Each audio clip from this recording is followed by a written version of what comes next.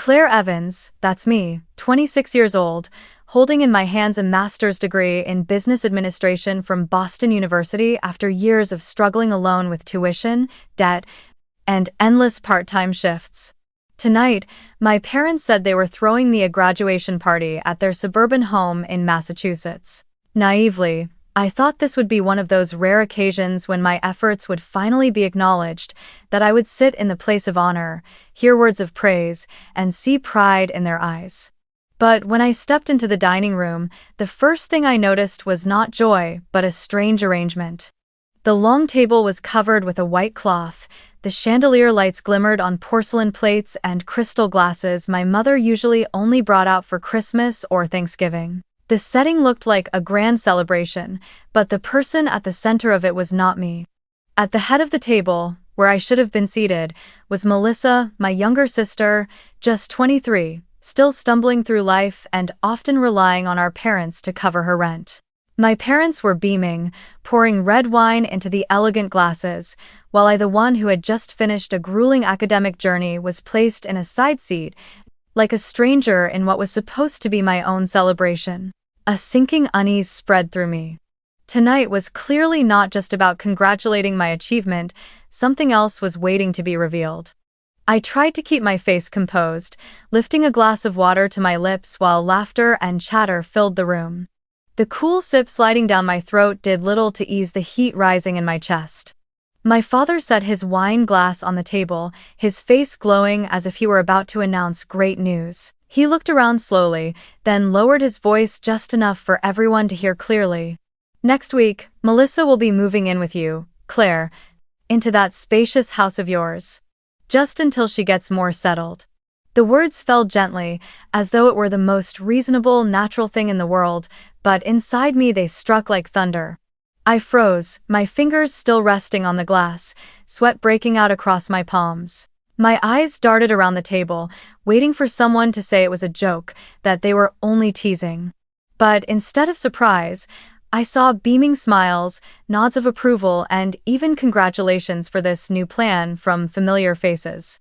Melissa sat at the head of the table, her blonde hair glistening under the chandelier, grinning brightly. She bowed her head to thank everyone, as though this entire evening were a celebration for her, not for me. I heard the sound of a spoon clinking against a crystal glass, and Aunt Sarah raised her glass in a toast. "How wonderful," she said. "Melissa finally has a more stable place to stay. She won't have to worry about temporary rentals anymore." Everyone lifted their glasses together, the red wine shimmering under the warm golden lights, as if this were an official celebration. I sat frozen, my hands stiff, my heart pounding in my chest. In that instant, the full truth hit me. My parents had already decided that the house I had bled and sweated to buy was nothing more than a shared family asset, a shelter for Melissa whenever she needed it. In their eyes, it had never truly been mine. They never once acknowledged the sacrifices I had made to have it. To them, I was only a placeholder, while Melissa was the one who mattered. It is hard to put into words the feeling of being sidelined in the very story of your own life, when all your efforts are reduced to nothing more than the backdrop for someone else's spotlight. Have you ever found yourself in that same position, fighting with everything you have, only to be made invisible in your own family? And if you're watching this right now, I genuinely want to know, where are you following this story from?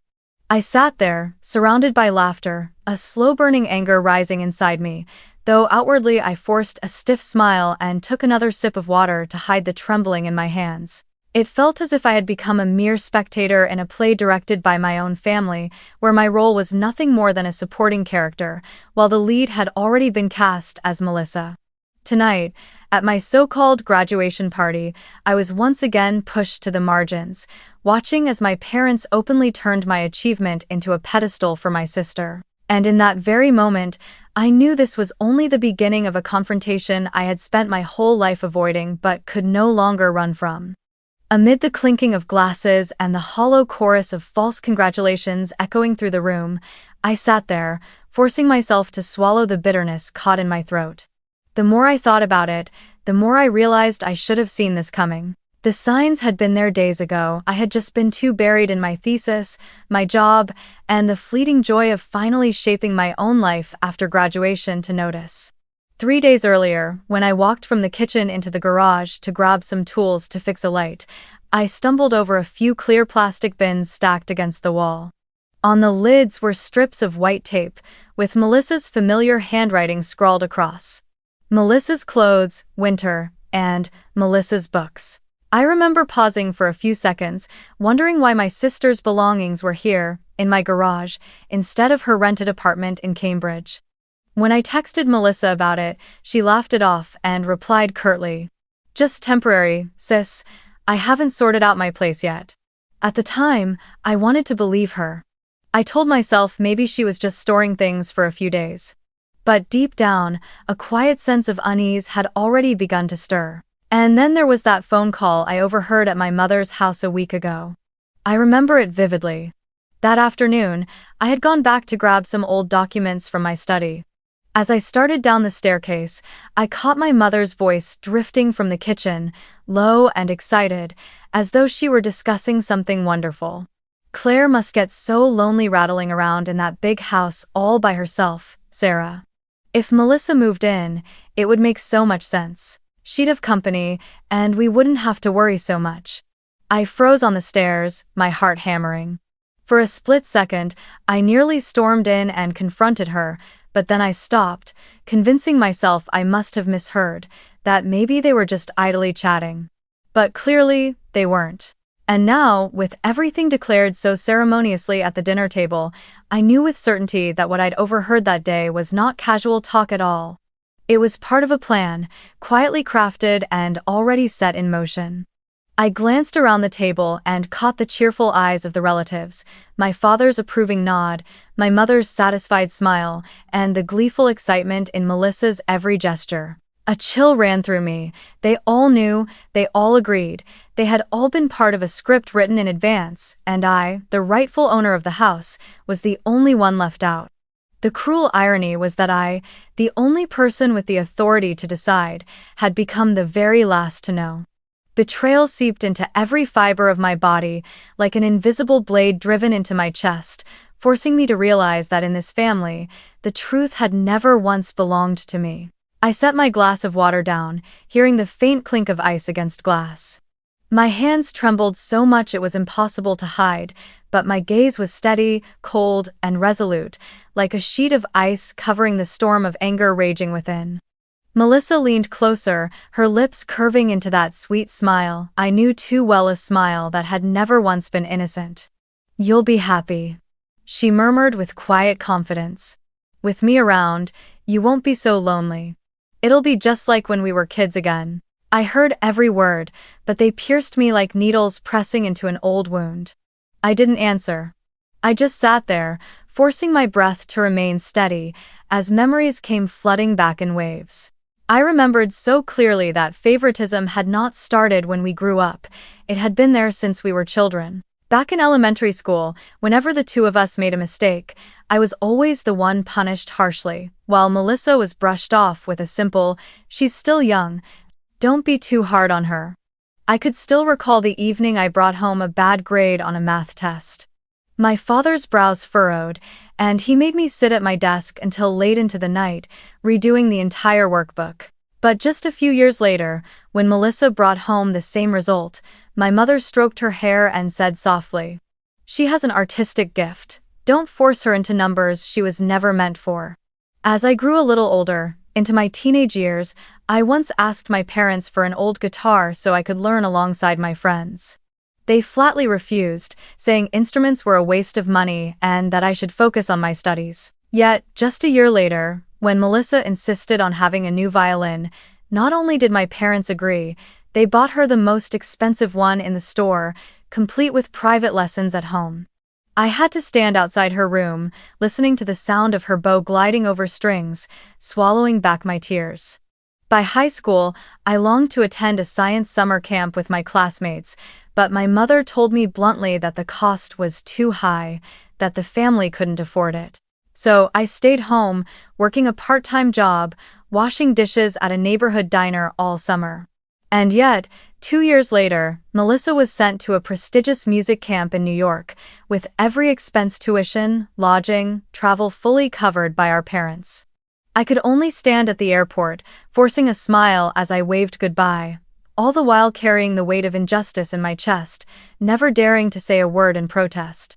All those memories, fragments I thought had long been buried, came rushing back the moment I heard my mother's calm voice over the phone.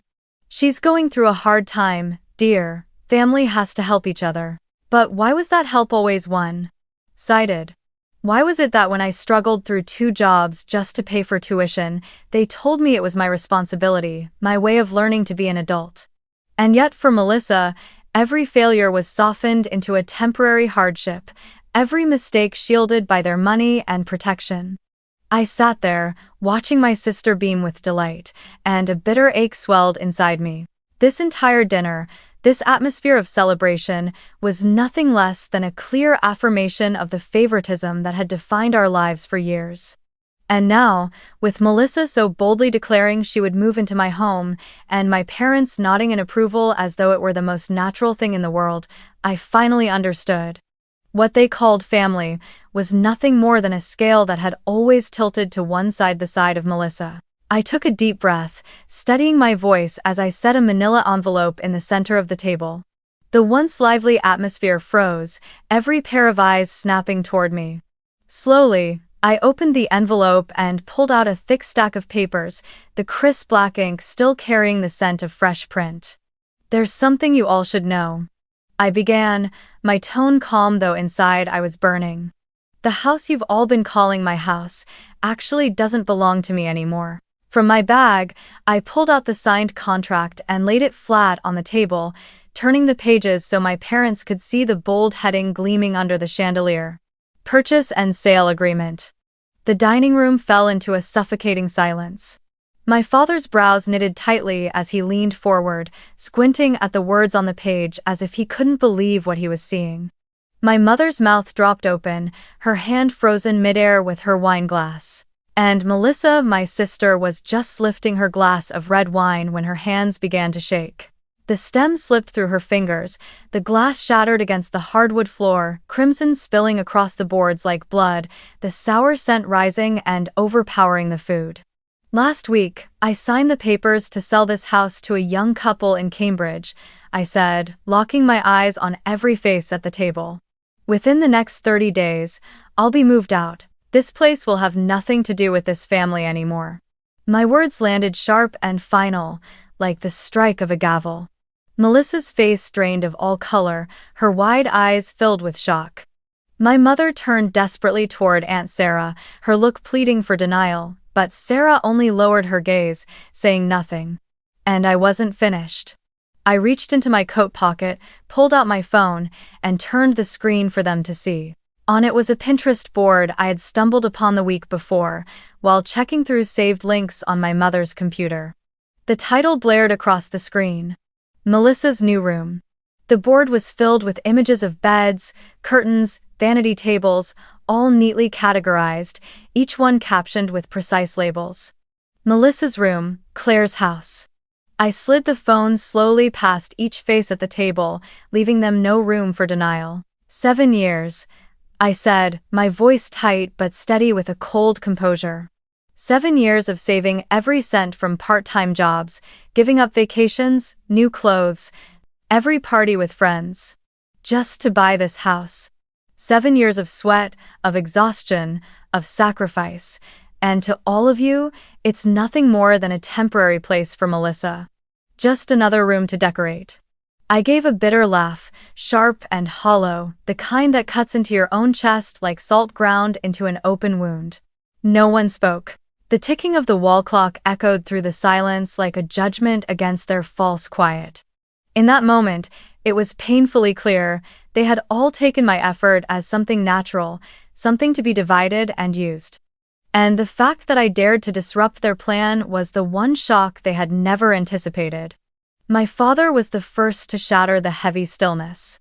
He shot up from his chair, the wood screeching harshly against the floor as it scraped back. His face flushed red, veins rising along his neck as he jabbed a finger at the stack of papers I'd laid on the table.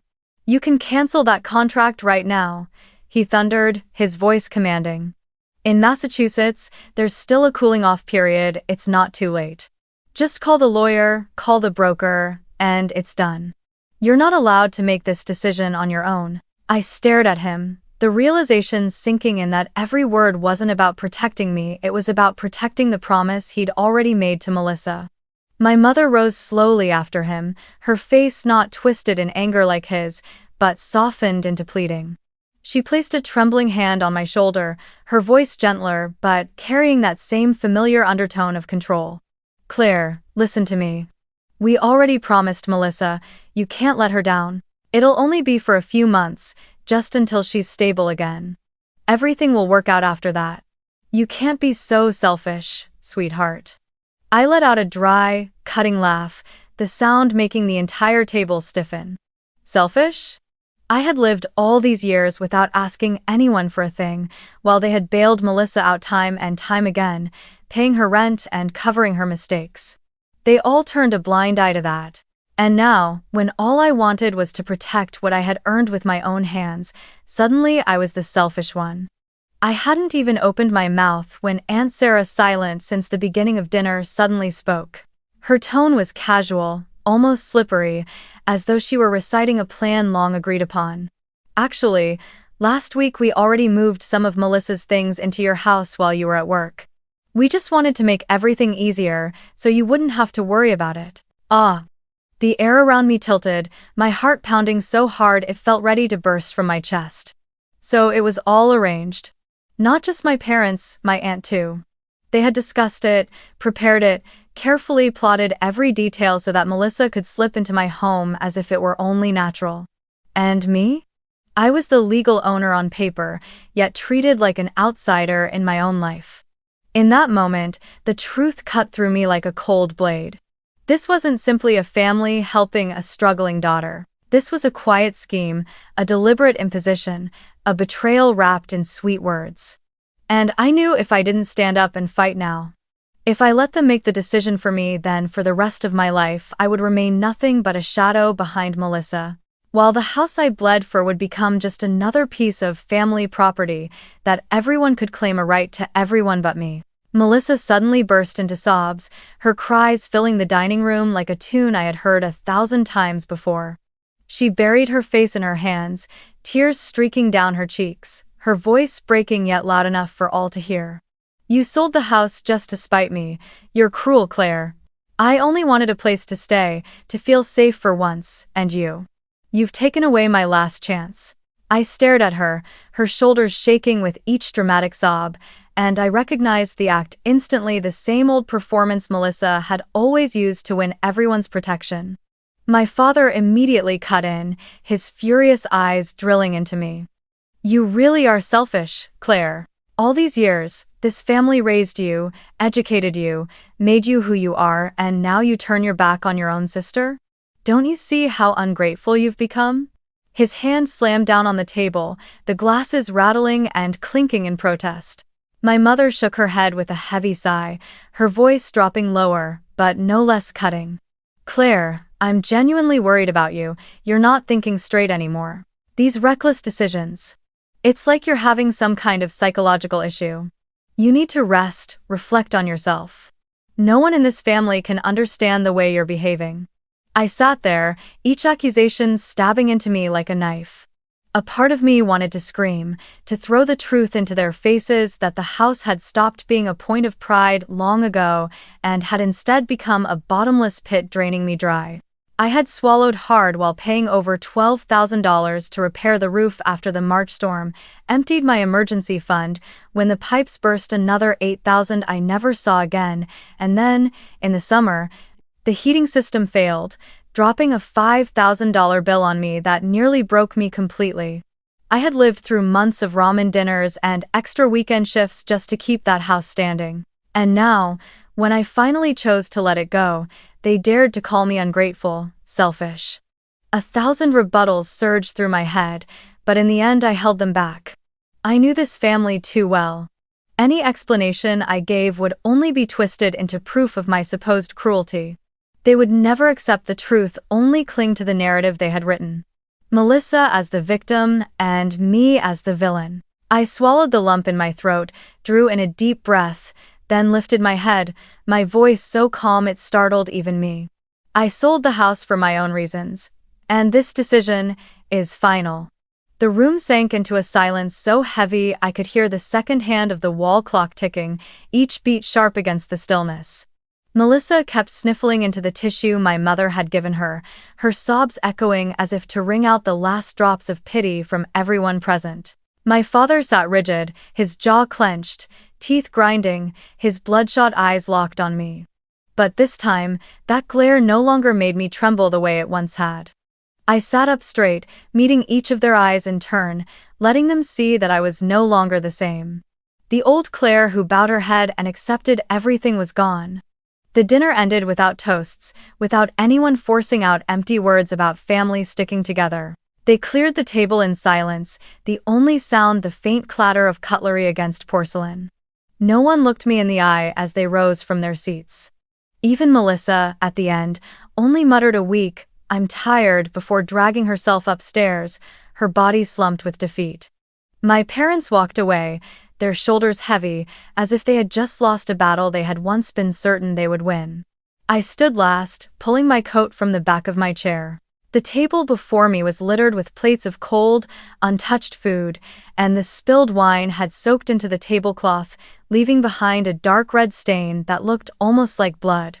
Quietly, I stepped toward the door, my shoes clicking steadily against the wooden floor. No one came to see me off, no farewell, no word at all. And I didn't need one. As the door closed behind me, a cool breeze rushed in from outside, and I drew in a deep breath. My chest felt lighter, as though I had finally set down the heavy stone that had pressed on me for far too long. Just a few hours after that dinner, I saw a new post from Melissa on Facebook, along with a picture of her crying, eyes swollen red. Betrayed by my own sister, about to be homeless. Who would have thought family could treat you this way? That short caption was enough to ignite a firestorm. Sad and angry reaction emojis flooded beneath the post, followed by dozens of sympathetic comments. Poor girl, how could her own sister do that? And, what's the point of family if they act like this? I sat staring at the screen, each word pressing down on my chest like a weight. No one asked me for the truth, everyone automatically assumed I was the betrayer. By the next morning, my phone wouldn't stop ringing. Numbers from aunts, uncles, relatives who never bothered to call suddenly filled my screen. Each time I answered, there were no greetings, only scolding voices laced with contempt. "What you did was too cruel, Claire." Aunt Mary snapped into the phone. "Your sister needs help, and you'd throw her out on the street?" Before I could say a word, she hung up. Minutes later, Uncle Robert called, his tone dripping with sarcasm. "They say you're smart and successful, but really you're just selfish, heartless toward your own blood." I quietly turned off the phone, too drained to argue anymore. But the humiliation didn't stop there. At work, while I was making coffee in the break room, my colleague Lisa approached, her eyes cautious. "Claire, I heard from Melissa about your family. I'm so sorry. Are you okay?" I froze, nearly dropping the mug in my hand. So Melissa hadn't just cried on social media, she'd spread the story everywhere, painting me as the villain even in my workplace. I forced a strained smile, muttered a few polite replies, but inside I was boiling. In the evenings that followed, as I packed my belongings, I quietly gathered every important document. The $12,000 roof repair invoice, the $8,200 plumbing receipt, the $5,000 bill for replacing the heating system. I saved them all, stacking them neatly into a file. I kept the photos of the storm-torn roof, the text thread with the plumber, the drained bank statements. I knew I had to prepare because sooner or later, the truth would need to be brought into the light. As I sat alone among the piles of cardboard boxes, surrounded by the evidence of years that had drained me dry, Melissa was on the other side, being cradled by my parents, pitied by relatives, celebrated by friends as the poor, wounded victim. The contrast was so sharp it burned, leaving me both furious and bitter. My whole life, I had struggled just to make my family proud, and the result was this. I had been cast as the traitor to my own blood, while the one who had never once taken responsibility for her life was treated like a treasure to be protected at all costs. And I knew then, the only way to break free of that cycle was to face it head-on once and for all. One weekend morning, as I was getting ready for work, I received a notification about a family meeting, something my parents had hinted at several times before. They wrote that everyone should sit down together to settle this once and for all. On the surface, it sounded like an attempt at reconciliation, but I knew better. It was nothing more than another excuse to corner me, to force me back into the familiar role, the daughter who carried the weight, who endured, who sacrificed, no matter how shattered she felt inside. That afternoon at the office dragged on endlessly, my mind drifting in and out, my work mechanical and unfocused. Near closing time, my phone buzzed violently on my desk. It was my father. For a moment, I hesitated, my chest tightening, then let the ringing fade into silence. A few seconds later, the screen lit up again with a new message. 7 o'clock tonight, the whole family will be at your house. Don't refuse, this is your responsibility. I read that line again and again, its coldness cutting deeper each time. It felt less like a message from my own father than a court summons. My hand clenched the phone so tightly my knuckles turned white. I didn't reply. I shoved it into my bag, walked out to the parking lot, and felt the gnawing weight in my chest grow heavier, as though I were marching straight toward a confrontation already scripted, already waiting for me. At exactly 7 o'clock, my doorbell rang. The chime was long and insistent, as if to remind me there was no escape. I drew in a deep breath and opened the door. Standing on the porch were not only my parents and Melissa, but also Aunt Sarah, Uncle Robert, and even Uncle William, the one I had feared since childhood for his stern, unyielding eyes. They filed in, heading straight for the dining room, filling every seat around the long wooden table. In that moment, my familiar home transformed into a courtroom, and I sat at the far end like the accused, bracing myself for the verdict I knew was coming. But I didn't let them speak first. I set a thick folder down in the center of the table and opened it, one page at a time. Before anyone says another word, I began, my voice startlingly calm.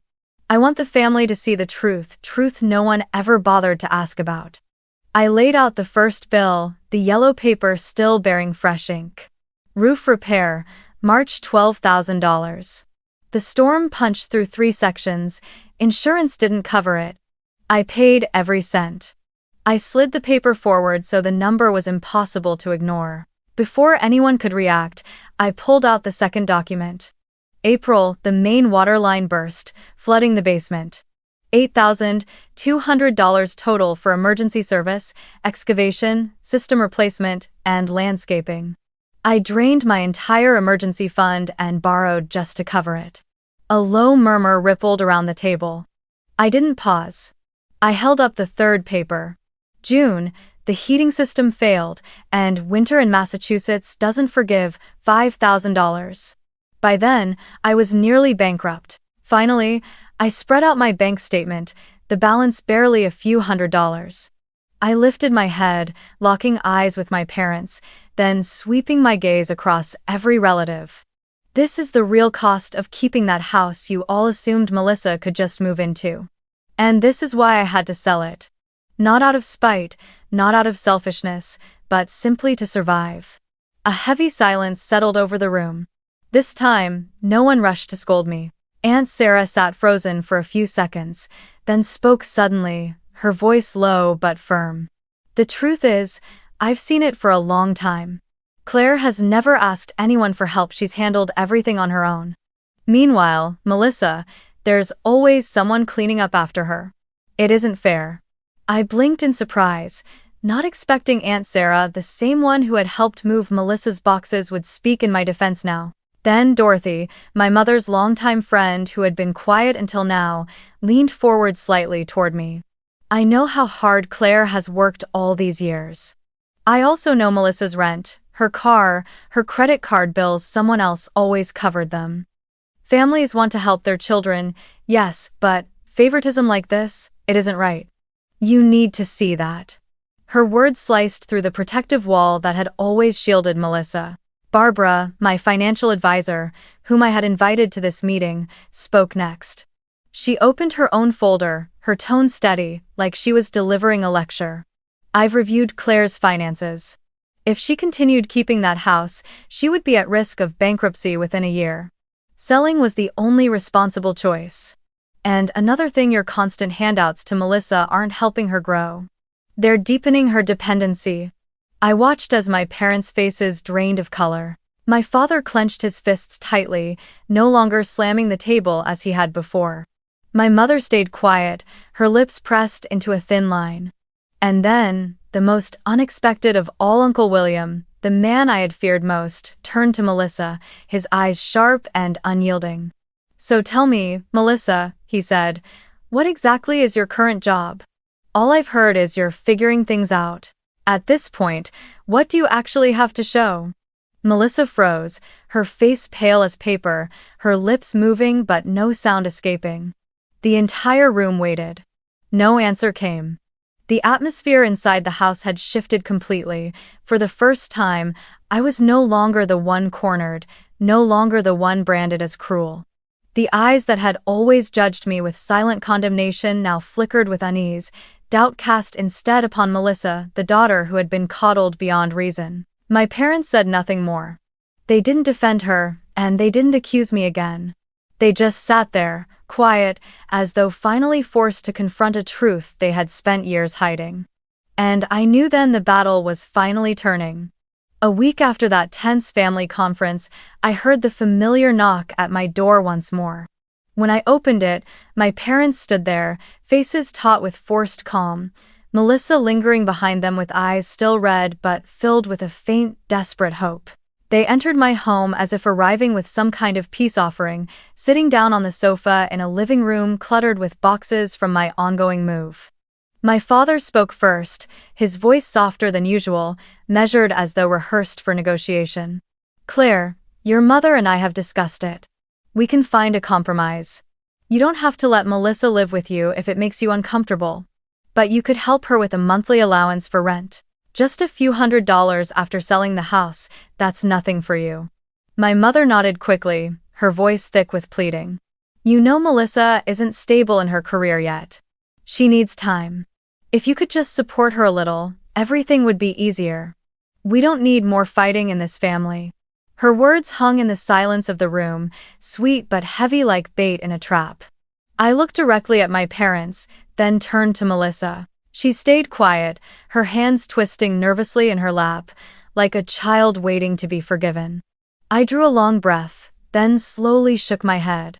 "I won't give her an allowance. I won't pay a single dollar.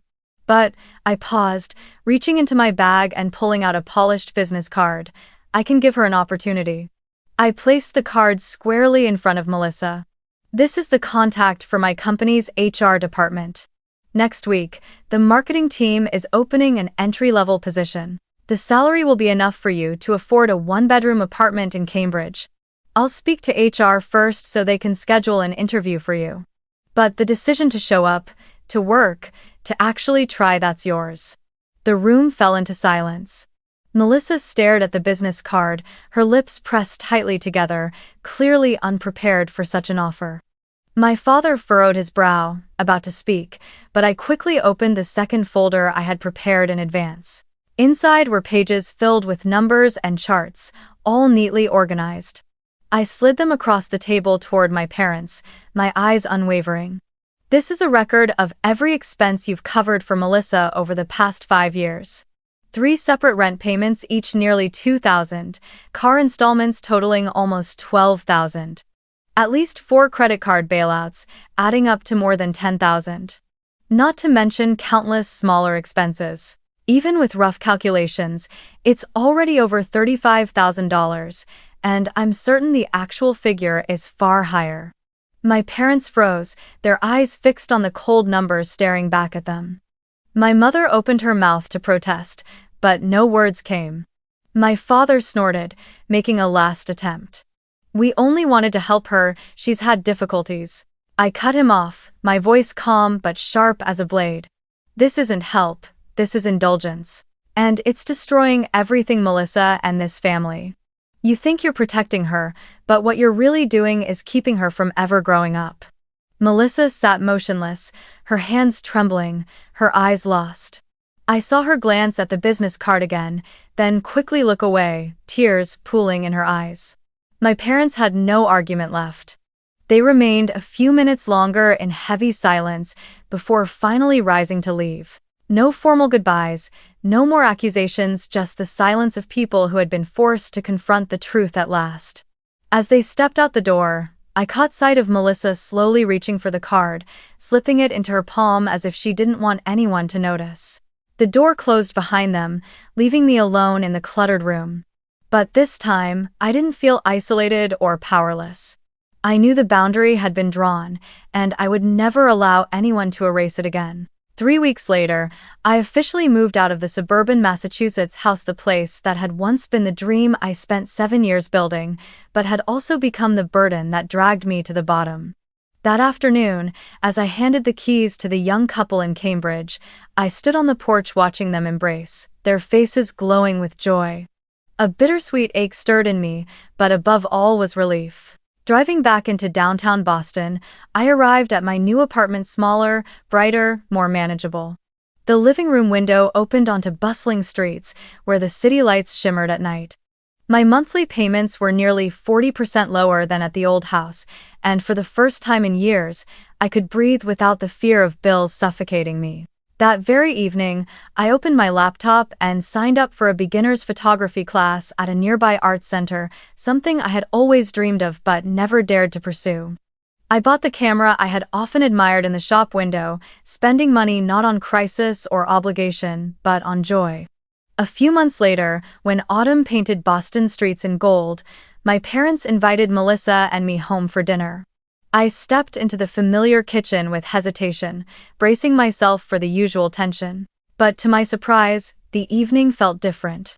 My father asked about my job, about life in the new apartment. My mother listened intently as I spoke about my photography class, her eyes softer, no longer filled with judgment. Across from me, Melissa sat without the arrogance she once carried, her face glowing with pride as she spoke about her new job in the marketing department, the very opportunity I had opened the door to. She talked about early mornings catching the bus to the office, about the first time she paid her own rent with her own paycheck. I looked at her, and to my own surprise, I felt a flicker of relief. For perhaps the first time in years, she was finally learning to stand on her own feet. In that moment, I realized something important. Setting boundaries, saying no, and protecting myself had not destroyed this family the way they once accused me of doing. On the contrary, it had saved all of us from a toxic cycle of dependence. If I had continued to stay silent and endure, Melissa would never have grown up, and my parents would have remained trapped in the illusion that indulgence was the same as love. Sometimes, refusal is the only way to force change. As I sat in my new apartment in downtown Boston, the sunset casting long streaks of light across the glass windows, I thought about the road I had traveled. From a young woman crushed beneath endless bills, I had found my way back to steady, peaceful breaths. And the message I want to leave for anyone listening to this story is this: real love is never the same as unconditional indulgence. Real love is teaching one another how to stand tall, to take responsibility, and to honor each other's boundaries. Cutting off what is toxic is not selfish, it is an act of saving yourself, and sometimes, the only way to save the people you love as well. If there is one thing I want to leave with everyone listening to this story, it is this: setting boundaries is not selfish, it is an act of loving yourself. For far too long, I lived under the belief that only by carrying the weight, by enduring, by sacrificing, could I be considered a good daughter. But the truth is, when you allow others to keep crossing your boundaries, you slowly lose yourself. I want to tell you that you have every right to say no. You have the right to protect what you have worked so hard to build, the right to live for your own happiness and peace. And sometimes, it is the strength to refuse, to step away from toxic cycles, that becomes the only way to force those around you to change. So if you find yourself being dismissed, taken advantage of, or feeling like nothing more than a shadow in your own family or relationship, remember you are not alone. Choosing to stand up, choosing to protect yourself, not only saves you, but may also give others the chance to finally learn how to grow. True love is never blind sacrifice, it is knowing your own worth and teaching others to do the same. Thank you for listening, and I look forward to sharing more stories with you next time.